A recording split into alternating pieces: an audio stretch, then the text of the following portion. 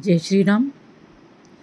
आज एक voice message हमने डाला था कि गीता का पठन या फिर अच्छी कहानियों का वाचन, इस तरह का कुछ न्यू हम सब शुरू करें, और उसके लिए हमने आप सबको आमंत्रित भी किया था, पर जवाब किसी का आया नहीं।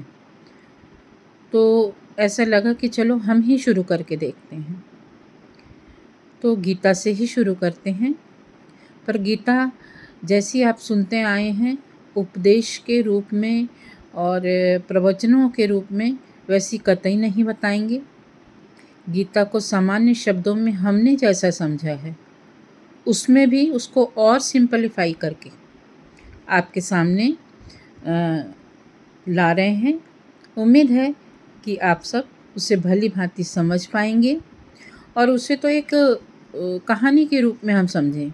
जहाँ गंभीर शब्द हैं उसकी व्याख्या ज़रूरी होती है, परंतु उसे भी हम सामान्य ढंग से समझें। उसे गुरु गंभीर ज्ञान के रूप में समझने के कारण ही गीता के वास्तविक अर्थों को शायद हम सब लोग समझ नहीं पाते। शुरू करते हैं।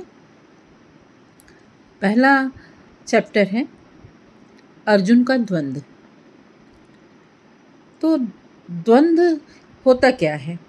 द्वंद्व एक ऐसी परिस्थिति होती है जिसमें व्यक्ति को समझ नहीं आता है कि वो क्या करे ये और क्या न करे।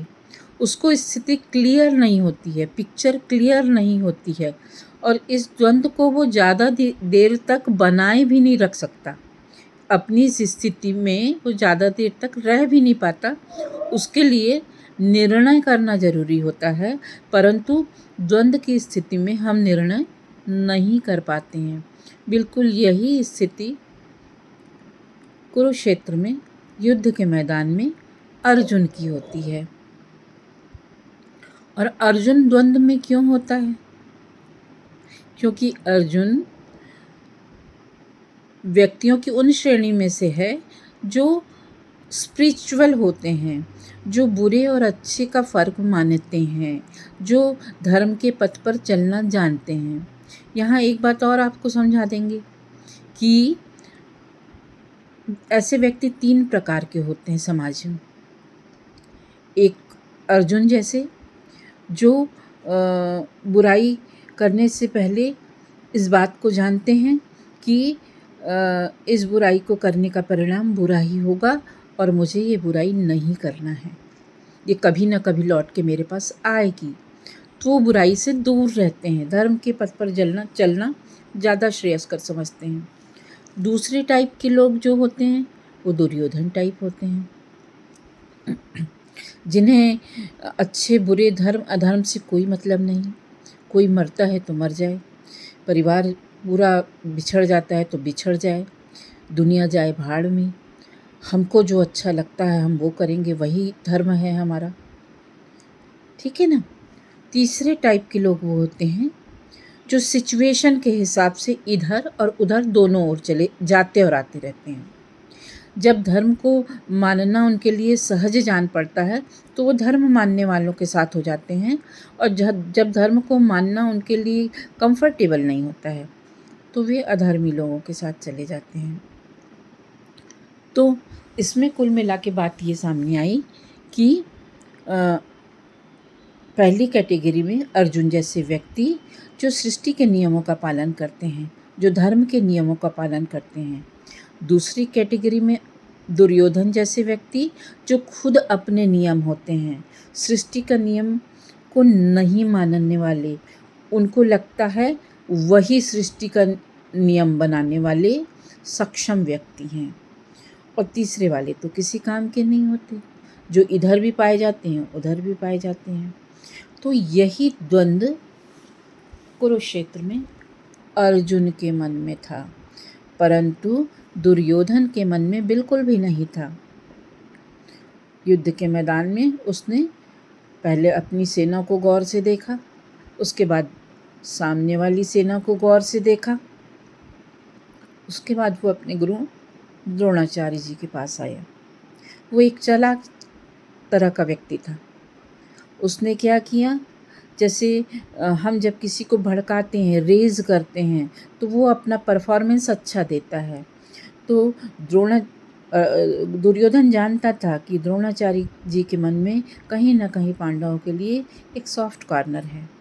वो उनको जाके बोलता, देख रहे हैं गुरुवर, सामने कौन-कौन खड़ा है आपसे युद्ध करने। तो द्रोणाचार्य जी कहते हैं, ये सब तो मेरे सिखाए हुए हैं, ये सब मेरे सामने क्या टिक पाएँगे। तो फिर वो और भड़काने की कोशिश करता है उनको कि ताकि वो अपना बेस्ट से बेस्ट परफॉर्मेंस उस युद्ध में करें। और इसी तरह वो थोड़ी-थोड़ी देर में सबके पास जाता है और ये भी कहता जाता है कि अरे आपसे आपसे जैसे बड़ा योद्धा, आपके जैसा बड़ा योद्धा, पितामह जैसा बड़ा योद्धा जब मेरी सेना में है, तो केवल आप दोनों ही काफ़ी हैं पांडवों की सेना को समाप्त करने के लिए। बीच-बीच में ऐसे वाक्य भी कहता चलता, ताकि जो एक स्टैमिना है, एक जो जोश है और एक जो युद्ध करने की जो ज़िद है, वो उसकी बरकरार रहे युद्ध के मैदान में भी लोगों के मन में। दूसरी ओर अर्जुन कृष्ण जी से कहते हैं, माधव मुझको थोड़ा और नज़दीक ले चलिए युद्ध के मैदान के बीच में, मैं देखना चाहता हूँ सेना को।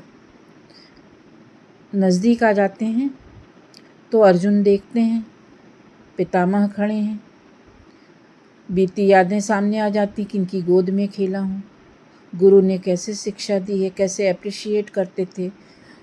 भी सारे लोग जो बचपन के संवारने और पोसने वाले, अब द्वंद्व और बढ़ जाता है, पराकाष्ठा पे पहुँचता है कि इनको कैसे मार दूँ, इससे अच्छा तो मैं खुद को मार लूँ। इनको मारने से मिलेगा क्या, इनके परिवार का क्या होगा। युद्ध के मैदान में तो सारे पुरुष हैं, इनके परिवार इनके घर में हैं, जब ये सब मर जाएंगे तो इनके परिवार का क्या होगा जो योद्धा युद्ध के मैदान में हैं। और इस तरह द्वंद्व अर्जुन का उसकी पराकाष्ठा पर रहता है। होता क्या है कि जो अच्छे लोग रहते हैं उनके सामने ही द्वंद्व आता है, जैसे अर्जुन के मन में आया, जिनको अच्छे बुरे की परख होती है और जो धर्म के पथ पर चलकर अपना और समाज दोनों का अच्छा करना चाहते हैं। दूसरी ओर दुर्योधन जैसे लोग हैं जिनके सामने कोई द्वंद्व नहीं है, क्योंकि वो अपने लिए खुद ही सर्व प्रमुख हैं। उनका अच्छा लगना और बुरा लगना ही सर्वोपरि होता है। उसको क्षणिक भी ये ध्यान नहीं आता है कि वो क्या करने जा रहा है, वो किनको मारने जा रहा है, परिवार के लोगों को मारने जा रहा है और उनको मारने के बाद उसको क्या मिलने वाला है। ये सब सोच है ही नहीं उसके मन में, क्योंकि वो दूसरी तरह का व्यक्ति है।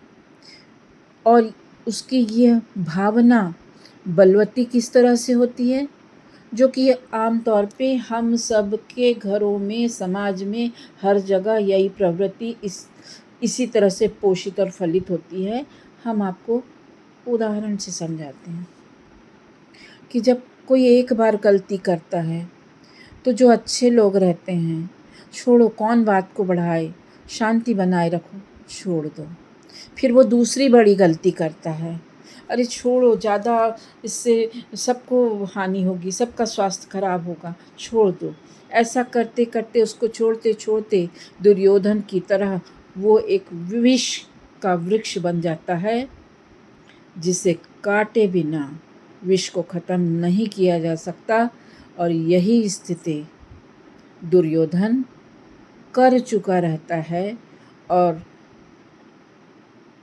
भगवान कृष्ण को धर्म के लिए युद्ध अपनाना पड़ता है, जबकि आखिरी तक वो युद्ध का न हो ये प्रयास करते हैं।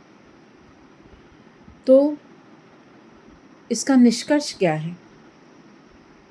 निष्कर्ष ये है हम सबके सामने कि जब भी कोई पहली गलती करता है उसको उसी समय वहीं पर रोक दिया जाना चाहिए, ताकि महाभारत जैसी स्थिति न बन पाए।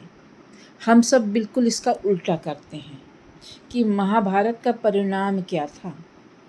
महाभारत का परिणाम तो ये था कि अधर्म की जगह धर्म की स्थापना के लिए महाभारत हुई थी। हमारे सामने तो छोटे छोटे प्रसंग आते हैं ना, जो महाभारत न बन पाए, इसलिए पहली गलती पर ही गलती करने वाले को रोक देना चाहिए। इस चैप्टर के अंत में अर्जुन अपनी भावनाओं की पराकाष्ठा पर रोने की स्थिति में पहुंच गए, जिसके परिणाम स्वरूप कृष्ण को गीता का उपदेश देना पड़ा। मिलते हैं अगले वीडियो में। जय श्री राम।